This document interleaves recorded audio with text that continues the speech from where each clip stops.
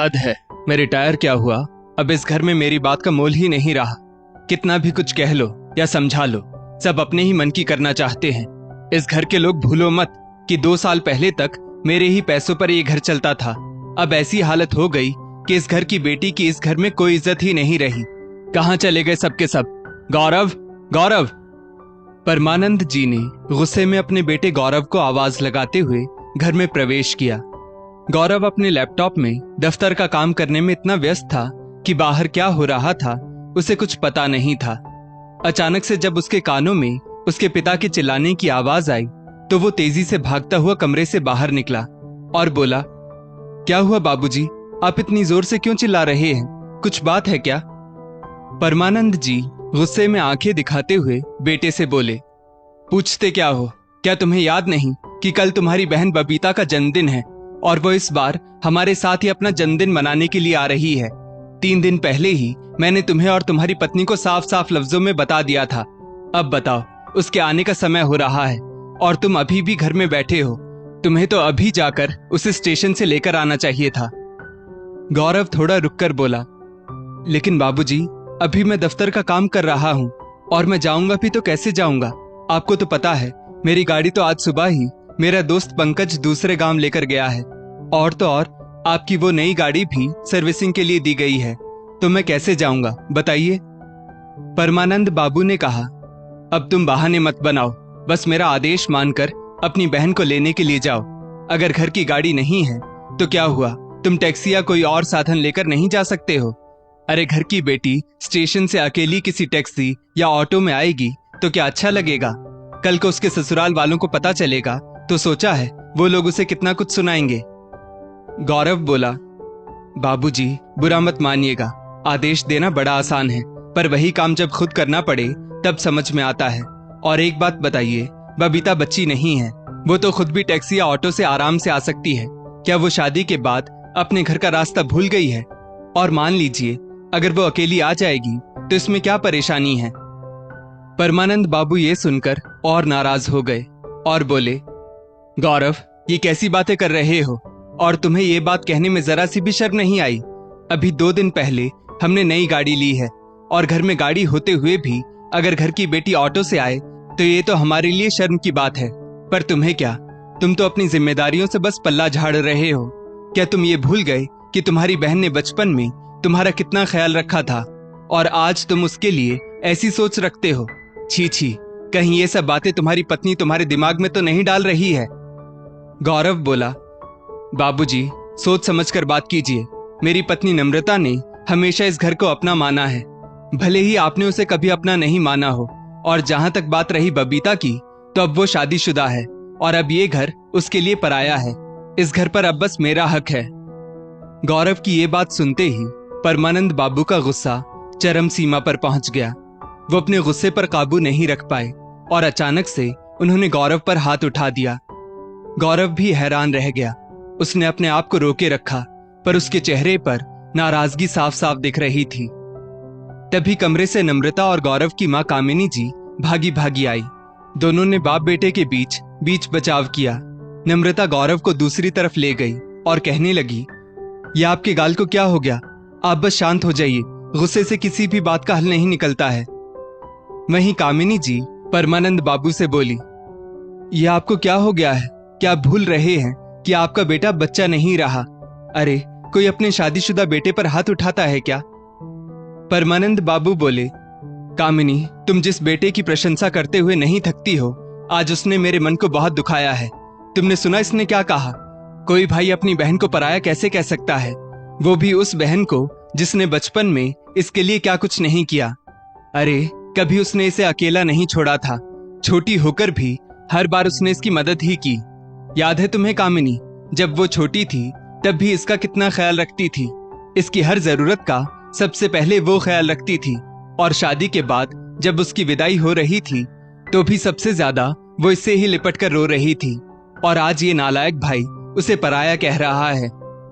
कामिनी जी बोली, ऐसा नहीं है जी, गौरव भी बबीता से बहुत प्यार करता है और वो अपनी बहन की बहुत इज्जत भी करता है, पर इसकी जिम्मेदारियों को भी समझिए। अब पूरे घर का बोझ इसके सिर पर है तो हो सकता है परेशानियों में इसके मुंह से कुछ निकल गया होगा, तो आप इसकी बातों को दिल पर मत लगाइए।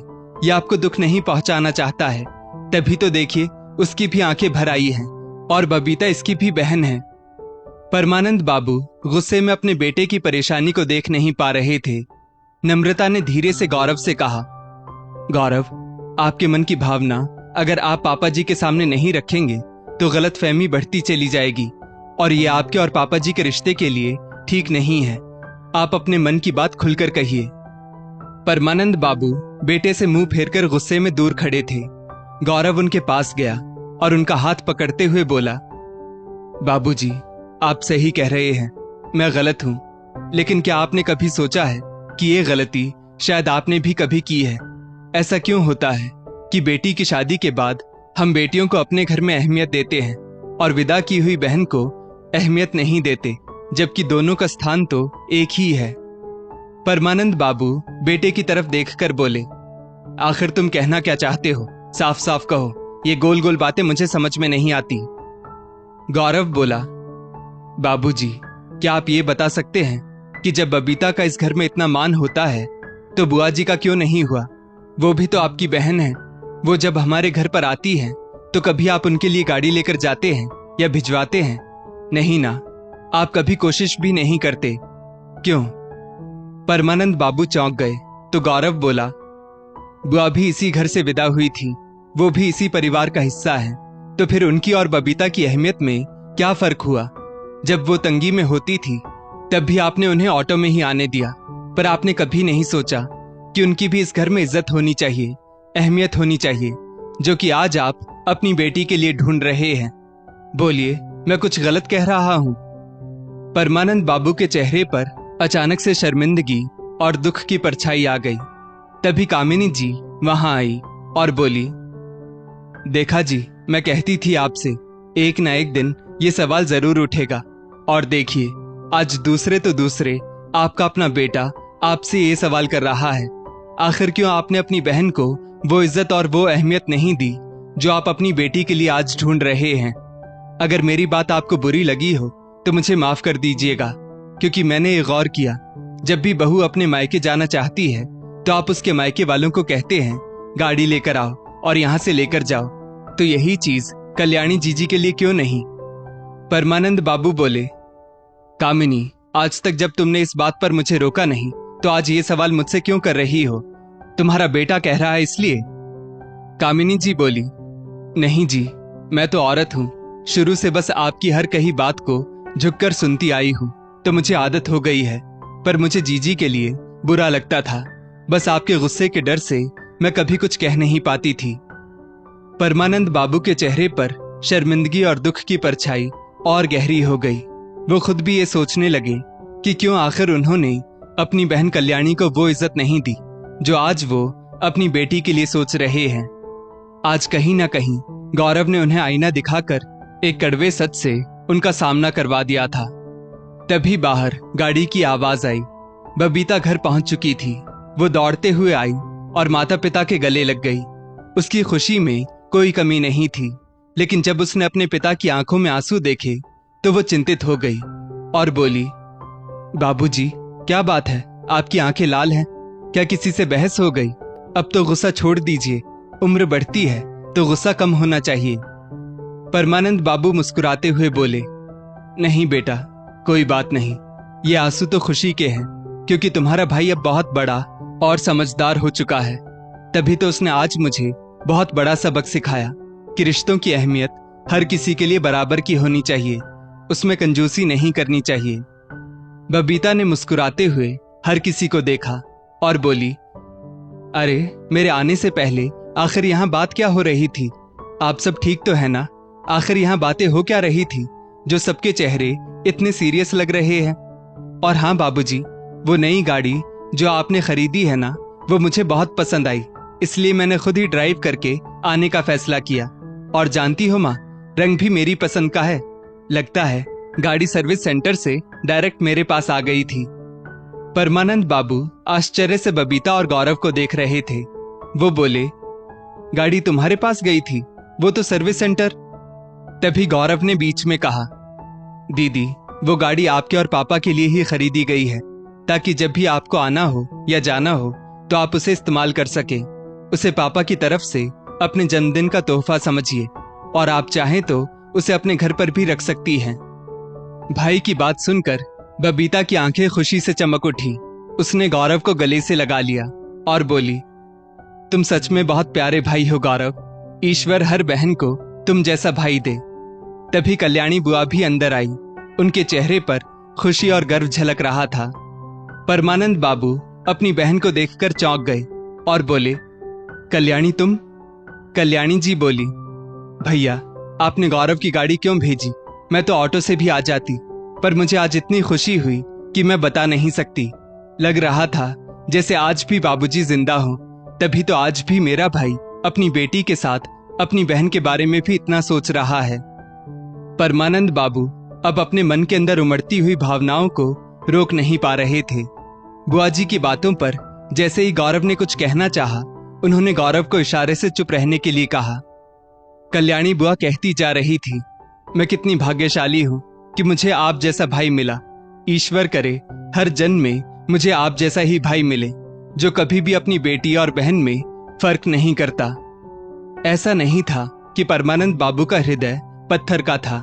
आखिर वो भी तो इंसान थे, पर कहीं ना कहीं परिस्थितियों और जिम्मेदारियों ने उन्हें कठोर जरूर बना दिया था। आज बहन बेटी को ऐसे देखकर उनकी भी आंखें भर आई।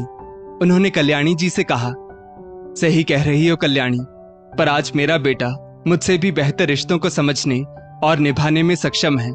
आज उसने जो कदम उठाया, मुझे उस पर गर्व है। आज मुझे ये यकीन हो गया है कि कल जब मैं नहीं भी रहूंगा तो मेरे घर में बेटी और बहन के रिश्तों की अहमियत को संभाला जाएगा। सब एक दूसरे से मिलकर बहुत खुश थे।